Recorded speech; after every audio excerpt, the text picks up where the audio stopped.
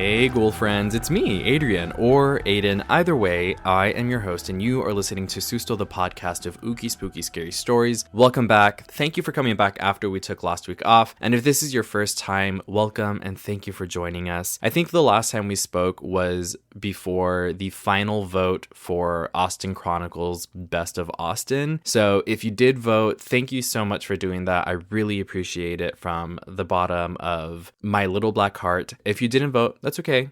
Maybe you didn't hear about it. That's fine. We'll see. We will find out results June 15th. Either way, I am happy and proud and honored and grateful for all of you who voted or wrote me in to even be nominated in the, not the current issue, but I think the issue before of the Austin Chronicle. They actually printed all of the finalists in it and I was able to snag a copy. So I'll probably post a picture of that. And also among some really cool podcasts. So if you haven't, go check out austinchronicle.com and they will have this year's Best of Austin nominees listed on there somewhere. And yeah, we'll see what happens June 15th. One more thing, something really exciting. Although we skipped last week, I launched Spirits and Hexes. If you haven't seen it, I posted it on social media. The full version is on YouTube, so you can actually search, same as always, at Susto Podcast on YouTube, or you can search Spirits and Hexes. Obviously, you will know which video it is when you see it, but yeah, the short version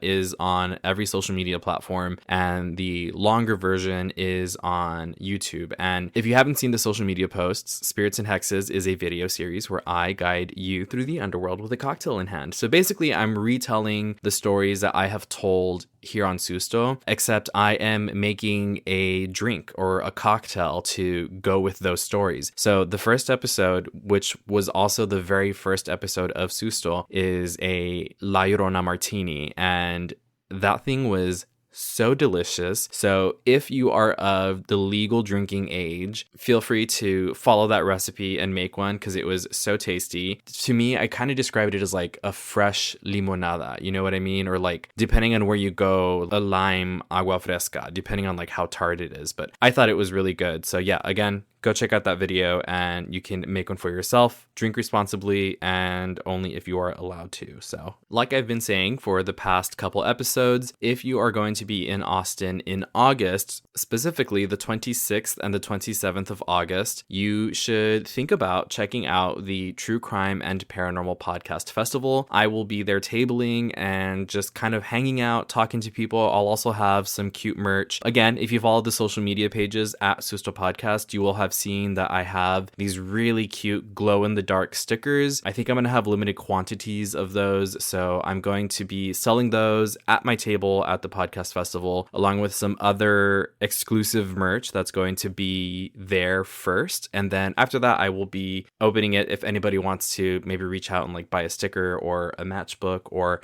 whatever else I might be selling. We'll see. I have some time to come up with some ideas and to make things happen. And you all already know that I am a crafty ghoul, so I will be thinking of other things to share with you all because I just love making stuff. So yes, you can get your attendee or VIP attendee tickets to the True Crime and Paranormal Podcast Festival for 15% off using code SUSTO on truecrimepodcastfestival.com. That is also linked on my link tree on all of the social media bios. And if you don't know it, it's linktr.ee/Susto. Again, that has everything that's going on with Susto. That thing stays updated all the time. Actually, the YouTube link is also there. So what you're going to do is you're going to go get your tickets for 15% off, and then you're going to treat yourself to the first Spirits and Hexes episode. I think that's about it for updates. As always, if you have your own scary stories that you would like me to share on the show, or you would like posted on the social medias, you can send me an email to sustopodcast@gmail.com. You can send it in a DM on the socials. That's at sustopodcast everywhere, or you can leave it in a rating or review wherever you are listening if you're able to leave one of those. And also,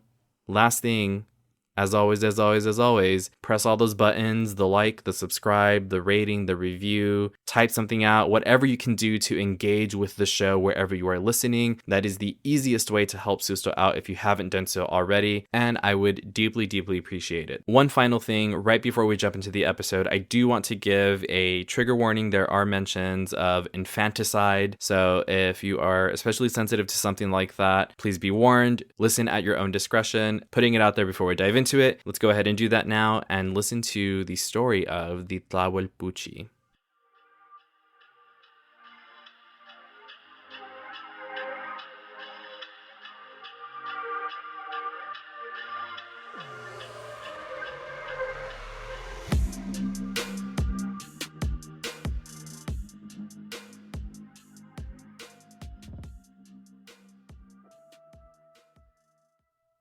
December 8th, 1960. An unseasonably cold night in San Pedro Xolotla, a rural, primarily Nahuatl-speaking community beneath La Malinche volcano in the Mexican state of Tlaxcala. Filemon and Francisca, a couple in their early 30s, were working late carding wool and making yarn. Like most households in the community, they supported themselves with their weaving. They lived in one room of Filemon's parents' extended household with their 4 children, 2 boys and a girl between 5 and 14 years old, and a 7-month-old daughter, Cristina. Around midnight, Filemon's older brother returned from Mexico City, where he had gone to deliver an order of sarapes. The 3 of them had coffee and chatted, then all retired for the night. Filemon, exhausted, fell asleep immediately. But Francisca gave baby Cristina one last breastfeeding. Then she put Cristina back in her crib before going to bed herself.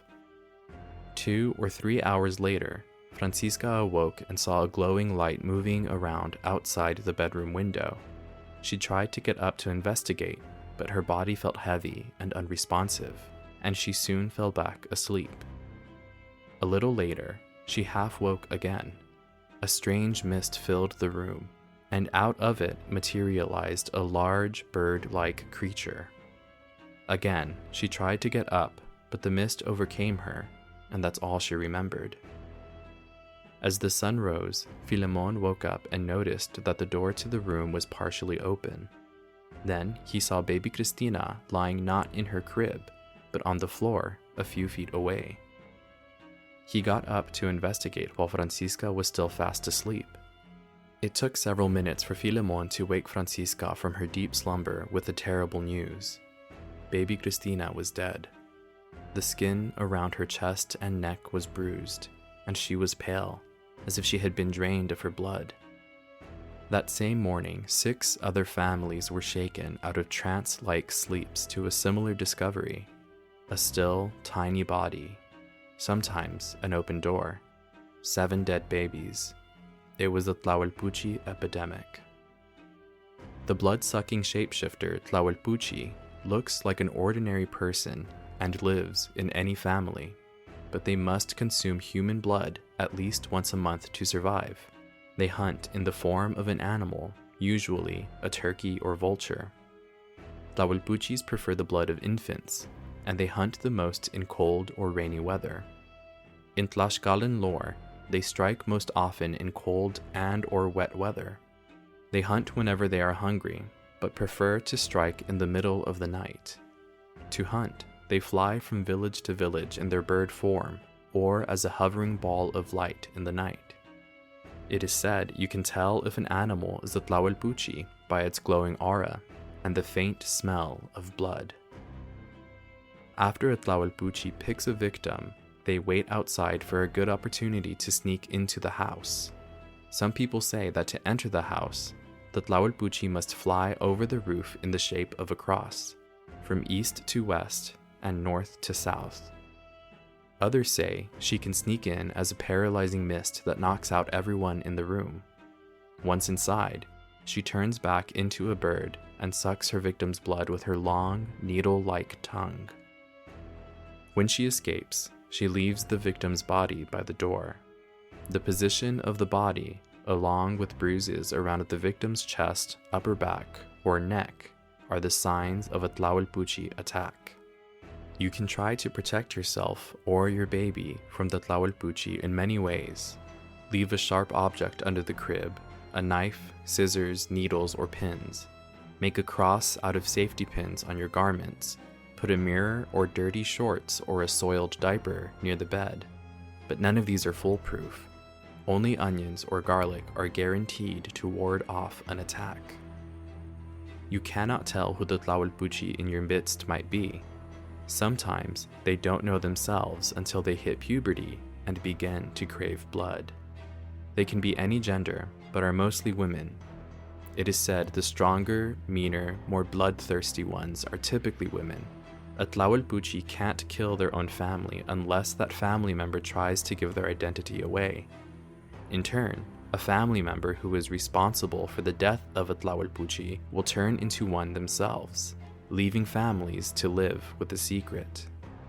Though a Tlahuelpuchi can hunt or shapeshift anytime they need to, once a month they must go through a ritual.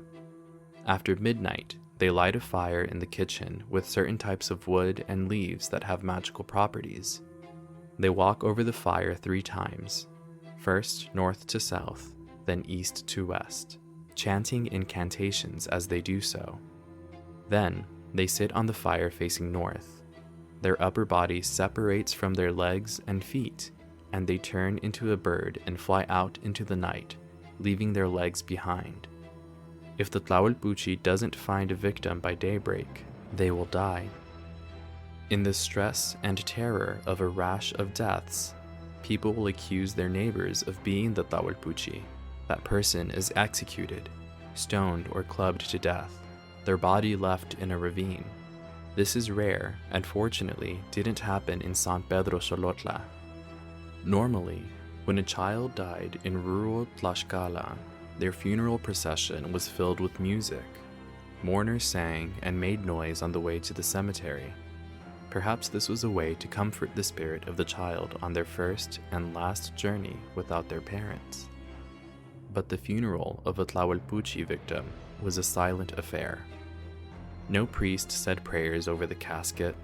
No one said a word until the padrinos condemned the baby's soul to God as they erected the cross over their grave. It is tradition for the padrinos to visit the grave after 8 days, also known as the Octava de Cruz.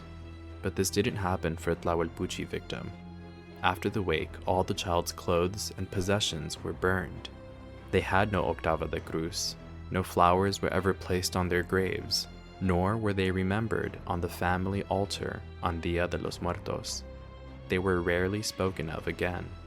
It's as if the child never existed, a tragedy the family tried to wish away. Anthropologist Hugo Nutini had been conducting field studies nearby at the time of the epidemic, and stayed to observe the community in the aftermath of the tragedy. He posited that the close kinship ties in the community prevented any accusations, since Tlahuelpuchi cannot attack their own family.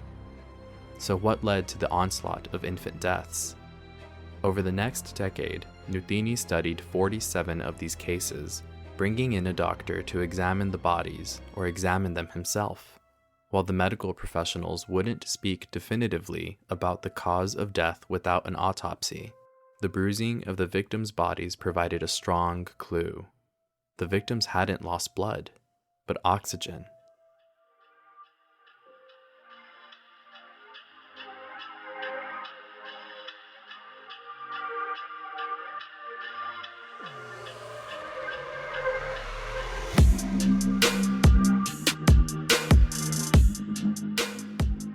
Okay, I know that one kind of ended on a little bit of a cliffhanger, but that was intentional. So before I continue, I do want to credit this story. It was adapted from a blog. It's multoghost.wordpress.com. That's the blog that I got it from. Multoghost, M-U-L-T-O ghost.wordpress.com. And they had an entry about the Tlahuelpuchi. So that was like the first part of it, or almost like all of it. And I saved this last part for this part of the episode because I thought it would be really interesting. So I'm going to read kind of this like disclaimer that is at the end of this entry. Yeah, so it says the names of victims and parents are as given by Nutini, Hugo Nutini, which is, it sounds like he's a sociologist that studied these cases and this community after these deaths. So it says, yeah, the names of the victims and parents are as given by Nutini, except Maria and Juana, whose names weren't given. And I'm going to reference them too in a little while. This story is based on true events from what I have seen. In doing more research into this episode and into the Tlahuelpuchi, there are a bunch of academic papers that were written about Tlaxcala, about the Mexican state Tlaxcala. I'm going to continue on with the rest of this blog entry. So basically, they go on to say that what they think happened, and the story ended with that cliffhanger of asphyxiation. But what they go on to say is that they think that the cause of these infant deaths were accidents, or they could be people who felt cultural pressure to do the unthinkable, basically. The first explanation was, of course, Tlahuelpuchi, but the first, I guess, real, quote unquote, real on the record explanations would have been accidents. So some say that it was customary for mothers in the region to feed their babies while they were lying on their side. On a cold night, the mother would most likely feed her baby while they were in bed or wherever they were sleeping, already wrapped up. And so if it's late at night, if the parent is tired, they're basically alluding to, if the parent is sleeping with the baby, that they could have accidentally rolled over and suffocated the baby. I certainly have heard about cases like this happening, but it's horrible, to imagine, and especially because this happened somewhere. This really did happen somewhere. Another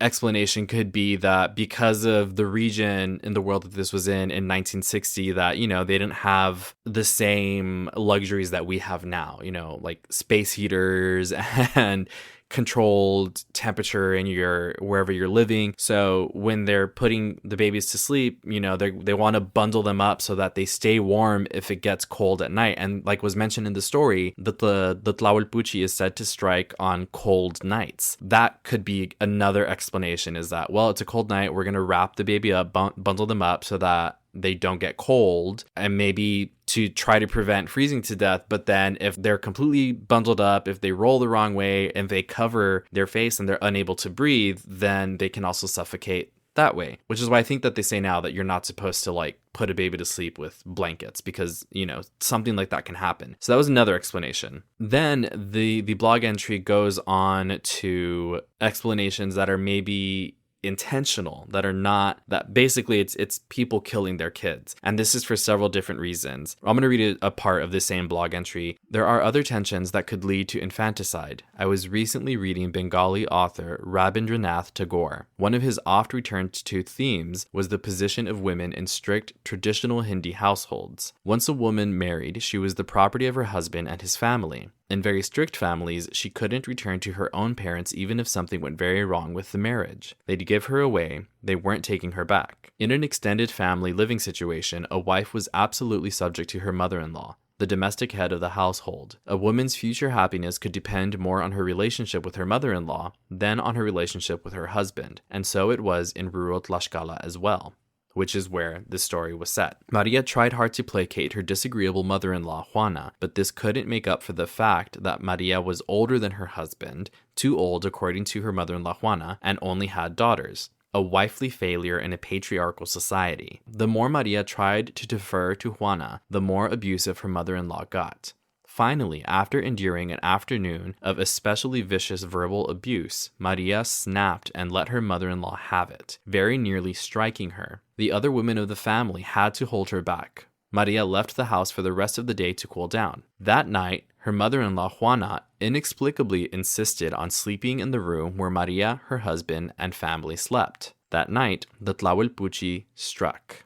By Nutini's account, several other women who had seen the altercation clearly suspected that Juana had killed Maria's baby. Though they never accused her outright, Juana seemed quite nervous when Nutini came to interview the family for his research, and on his follow-up visits, she avoided him altogether. What Maria thought, or what she did about it, isn't recorded. And I wish I could give the writer's name of the blog, but I can't find their name anywhere. I'm seeing what I'm thinking is them commenting, but it's under a username, and I can't find their name. But all I can do is offer you their blog like I did earlier. There's a little bit more in the entry, but they end with a postscript, and I thought this was very interesting also. And it says, infant mortality rates dropped drastically in rural Tlaxcala after about 1965. From about 45% of children under 5 in 1960 to about 20% in 1985. So again, the infant mortality rate in Tlaxcala dropped from 45% to 20% in about 20 years. When Nutini revisited the area in the mid-80s, the Tlahuelpuchi was only a vague folkloric memory, just a story, even to his original informants. In fact, he noticed that many people had stopped using the Nahuatl term Tlahuelpuchi, opting instead for the generic Spanish word bruja. So that's also interesting too, that after his study, and I wish I could see like a chart or a graph, but to me it sounds, that was like a steady drop of infant mortality rates. That's 25% in 20 years. So it sounds like a steady drop. Again, I'm not going to say that definitively because I don't see a chart, so I don't know what the trend looks like, but it is a drop regardless. But it's interesting that it happened after he visited. So the reason that I thought this specific story was very interesting and that I wanted to go with the Multo Ghosts blog was because, again, this speaks to the idea that we're always talking about on Susto about trauma, and when traumatic events happen, like how do they get explained away, and what is the conversation in the community at that time. So I think it was referenced earlier, but if not, it's in a different link. There was over 40 cases like this that Nutini studied, and he wrote a book about it, and I'm going to reference that book too. I want to buy it so bad. If there's 40 cases, if I don't know what a normal amount of infant mortality rate is, but I feel like 45, any is high. I feel like 45 is probably really high, and I feel like 40 cases in, I'm going to say the span of 2 years. This says this happened in 1960. There was 7 deaths over one night. That is huge. That's really traumatic for a community. People are going to find something to point their finger at and be like, this is what it is. It's this vampire sorceress, the Tlahuelpuchi. It's her. Versus, maybe pointing fingers at each other. And I feel like the story of the Tlahuelpuchi and her characteristics are very, very indicative of how people behave. Because there's also that point about how she doesn't attack her own family, and the only reason that she would attack her own family is if they try to identify her, so if they try to out her for whatever reason. I think this spoke to the way people behave in a very kind of raw way. I'll move on to the next link that I have here. And this is a good old Wikipedia entry. This is just going to break down what a Tlahuelpuchi is down to the bare minimum or description or whatever, in case it was unclear in the story. But I think or just to reiterate what was in the story. But this says that it's a pretty short wiki entry. And it says, belief in the bloodsucker Tlahuelpuchi is prominent in the Mexican state of Tlaxcala, with deep roots amongst the indigenous Nahua culture of the region. The word Tlahuelpuchi derives from the Nahuatl Tlahuelpuchi, plural, let me see if I can get this one, Tlahuelpuchi, a compound of tlahuia, or to light up or illuminate, and we have that descriptor of the Tlahuelpuchi that they glow. So again, this light, tlahuia, to light up or illuminate, and pochtli, which can mean haze, left, southern, or youth, which is interesting because it said that she feeds primarily on infants, but also can travel in this haze of light, or can create this mist. So many, I guess, different, facets to her. As a result, Tlahuelpuchi may mean glowing haze or illuminated youth. Interesting. The description says the Tlahuelpuchi is a type of vampire or witch that lives with a human family. It is able to shapeshift and sucks the blood of infants at night. It has a kind of glowing aura when shapeshifted. Tlahuelpuchi are born with their curse and cannot avoid it. They first learn of what they are sometime around puberty. Most Tlahuelpuchi are female, and the female Tlahuelpuchi are more powerful than males. They also have a pact with shamans and other supernatural creatures. A shaman won't turn in a suspected Tlahuelpuchi. The typical sign that a victim was killed by the Tlahuelpuchi are bruises on their upper body. The Tlahuelpuchi largely feeds on children, though it can kill others. And there's also something about their powers and weaknesses. So again, this says that they're able to change form by detaching their body from their legs. Then they go hunting, usually in the form of some bird, turkey or vulture, that the Tlahuelpuchi has to perform a ritual before she can enter the house of a victim. So again, flying over in the shape of a cross, east to west, north to south, I think is what it was. And then the weaknesses, we mentioned them again in the story, but one more time, this says that they must feed on the blood at least once a month or they die. Their victim of choice is an infant. eat. So they are picky eaters. There is no way to detect Tlahuelpuchi except by catching them in the act. Their family protects them out of shame, and because if a family member is responsible for the death of a Tlahuelpuchi, the curse will be passed down to them. I don't think that part was in the story or the blog entry that I read, but I thought that was really interesting that this is hereditary in a way. Yeah, it's hereditary because this is only if a family member kills them. If a stranger kills them, then nothing happens to the stranger, but if a family does, then because they're related, it's passed down to them. This continues, the curse cannot be lifted, and if a Tlahuelpuchi is identified, they must be killed on the spot. Garlic, onions, and metal repel the Tlahuelpuchi, again, like we mentioned earlier. Also, I'm sure as you all know, all of the direct links will be available in the Susto Google Docs on Patreon. That's patreon.com/Susto podcast. And so now we get into the academic links. This is from journeys.dartmouth.edu, and it is their folklore archive. So once I started seeing these links, I was like, okay, yeah, folklore. And then I started seeing like sociological studies. And so I was like, wait, what is going on? Is this real? So this one just says the witches who suck the blood of children or newborns. So unfortunately with this one, they have an item, or it's basically like they recorded this guy's story about this, and it's really roughly translated on here. So I'm having a hard time understanding it. So if you have access to the Susto Google Docs, or if you find this online, again, it's journeys.dartmouth.edu, and it's from their folklore archive. I would say feel free to read it and try and figure it out. But what I'm seeing from the other parts of this entry is that they were trying to collect entries about the Otomi culture, and he ended up giving this story. He's swearing to them that it's true, but it is about blood-sucking, which is what we're talking about in this episode as the Tlahuelpuchi. So just wanted to put that out there because I think it's interesting that academic papers are collecting and publishing stories like this. The next one that I really want, this is from JSTOR.org. This is a book called Blood-Sucking Witchcraft, an epistemological study of anthropomorphic supernaturalism in rural Tlaxcala. I really, really, really want to buy this book. I found it online. I think the cheapest that I found it was like $53.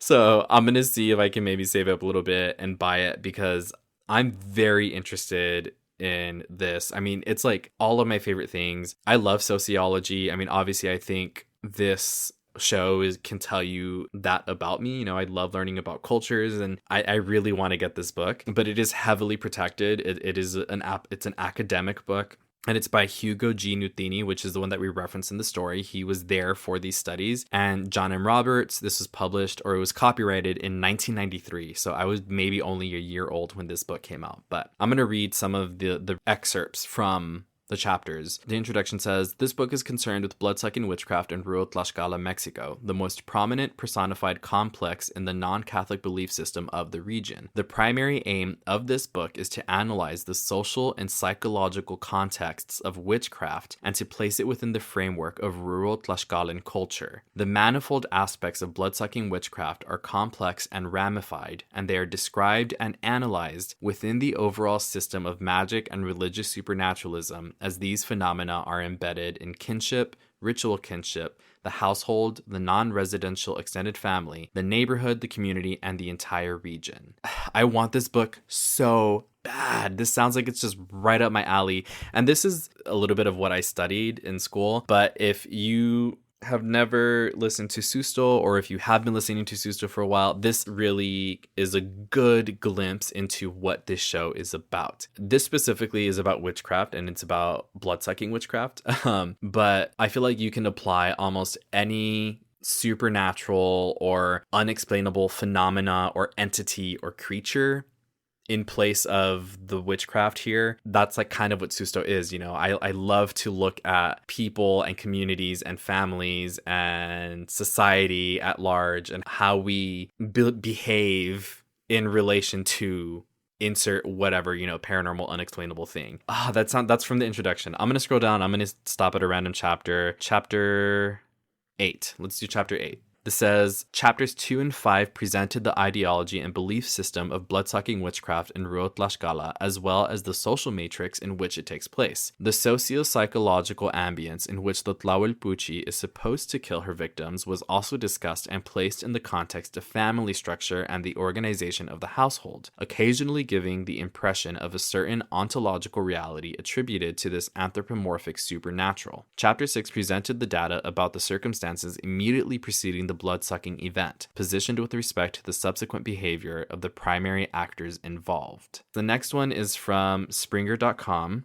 or I'm sorry, link.springer.com, another paper about Tlaxcala, and it's called the Tlaxcalan Constructions of Acute Grief. And this is by also Hugo Nutini and Horacio Fabrega. This was published in 1994. And there is an abstract for this paper. And I'm sure that probably a lot of what is in here, or some of what is in here, is also in Bloodsucking Witchcraft in Hugo's book. But the abstract says, in rural Tlaxcala, Mexico, the sudden and unexpected death of infants and young children was a relatively common occurrence during the time when this study was conducted. Not surprisingly, the deaths constituted major and social tragedies and operated as psychological traumas to the family, especially the parents. Acute grief reactions inevitable resulted, and these were suffused with bodily and psychological disturbances of different types, some of which were handled in the society as illness. The article grows out of a longitudinal study about these tragedies to families and the region.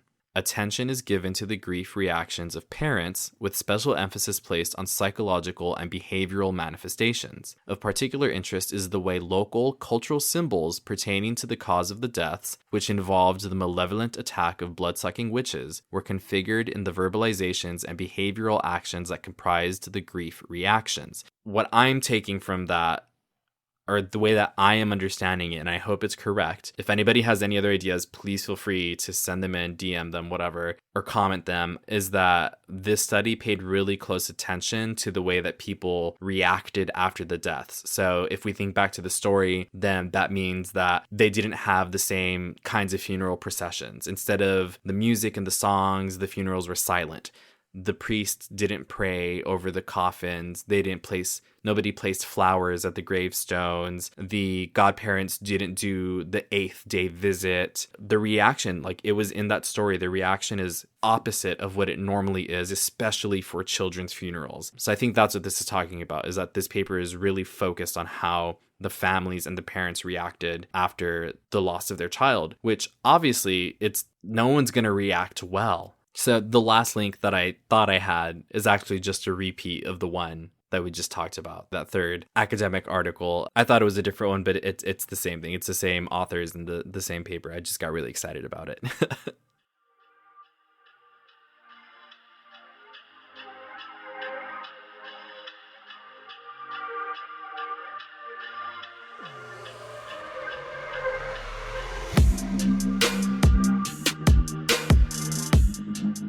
Wow, okay, I think it has been a while since I was truly giddy about something. And I know how horrible that sounds. I'm not giddy because like deaths, kids' deaths. I'm more giddy about the amount, the plethora of information and knowledge about the cultural impacts, or the impact on the culture that this creature and this event had, how people responded to it. Because the Tlahuelpuchi is not a creation of this event. It's something that existed. It's an entity. It's folklore that was already out there that the people in Tlaxcala knew about and basically blamed for all of these deaths. I hope that you felt the same way.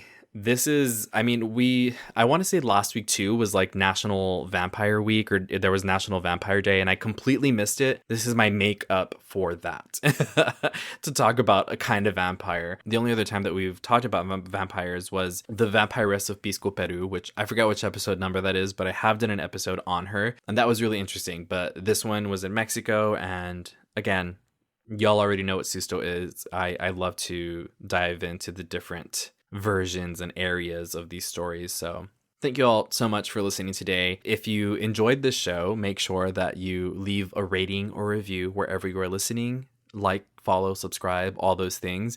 If you have your own scary story that you would like me to share on the show or on the social medias, you can do so by sending me a DM on the socials. That's at Susto Podcast on every platform. You can send me an email to sustopodcast@gmail.com, or you can leave it in a 5-star review if you are able to leave a review wherever you are listening. Get your attendee and VIP attendee tickets for 15% off using code SUSTO on truecrimepodcastfestival.com. I'm going to be there having so much fun meeting everybody and talking to everybody. One last thing, thank you so much to the patrons for all of your support. It means the underworld to me. And you are Liza, Sadie, Rachel, Alejandra, Luther, April, Mario, Joe, Eva, Dee, Victoria, Josette, Sam, Mandy, Julianne, Karen, Lori, Jeannie, Monica, Desiree, Anna, Ashes, Neresa, Rachel, Azucena, Javier, Rios, Ana, Christine, Marlene, and Diana. Thank you all so